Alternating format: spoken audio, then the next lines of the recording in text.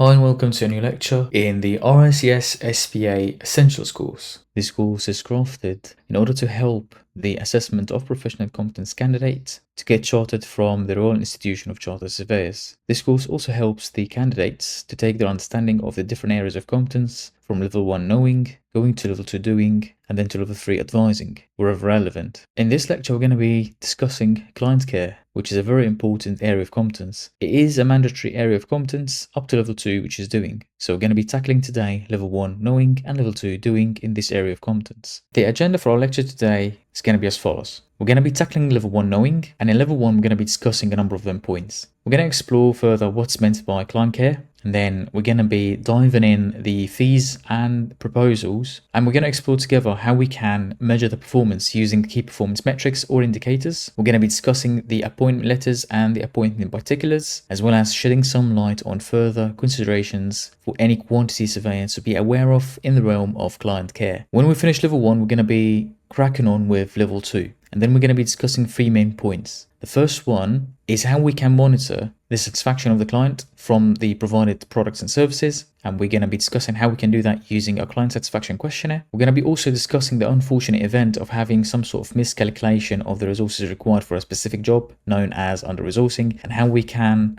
solve this problem. And then we're going to be ending level 2 and the lecture on a very good note by showcasing the complaints handling procedures and what the RICS suggests for each and every single company to follow in order to resolve complaints.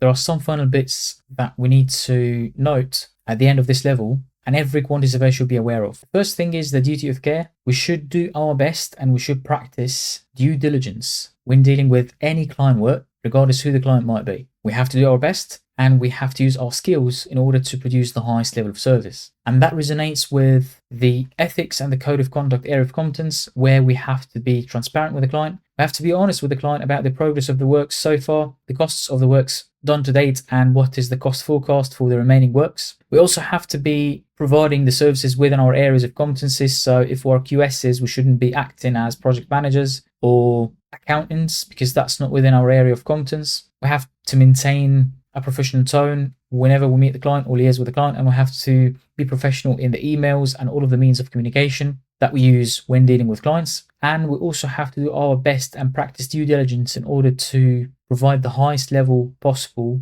of the service or the products. And that leads us to maintaining good client care. The maintenance of good client care is going to be through a lot of them things. So some of them things are going to be good, collaborative and regular communication with the client. And as long as we understand how the client thinks, what are the objectives of the client, what they're trying to achieve, and we are clear on the scope of works as per our appointment particulars, that's where we're going to achieve huge success with the client. One of the most important things as well is how we manage the client's expectations and also the resources that are required for the job.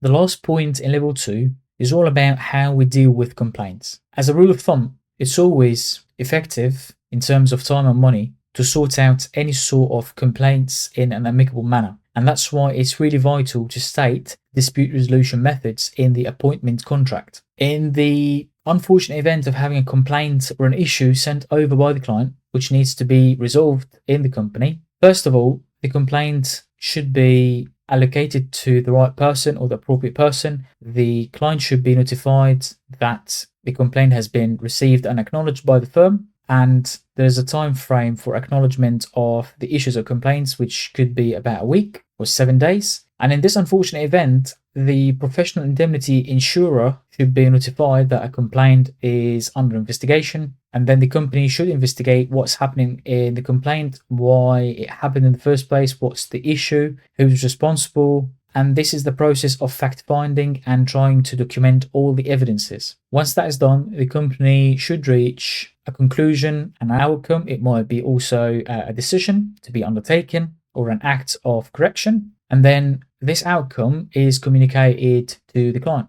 everything that we have stated so far, starting from the complaint itself and the investigation that should be undertaken in terms of the fact finding and documenting of all the evidences, everything should be recorded in a complaints handling log. And then a lessons learned session should be prepared between the client and the company to discuss further future plans, trying to avoid something like this from ever happening again. And then if God forbid the client is still unhappy with the outcome, the client can refuse to the UK Independent Redress Scheme, which is an external party that is going to investigate in the complaint and reach an outcome which should be binding to parties involved in that conflict. And this is all for this video, which is meant to be an extended trailer or a teaser. And if you want to have full access to the full length, the recorded videos, the notes, the presentations, and the question answer banks, do not hesitate to get enrolled on the APC Essentials course on the APC Mastery Path web portal, and you can make the best use of a coupon code which is APC35 for a 35% discount. All the best in your APC journey. Thanks a lot for watching, and catch you in the next video.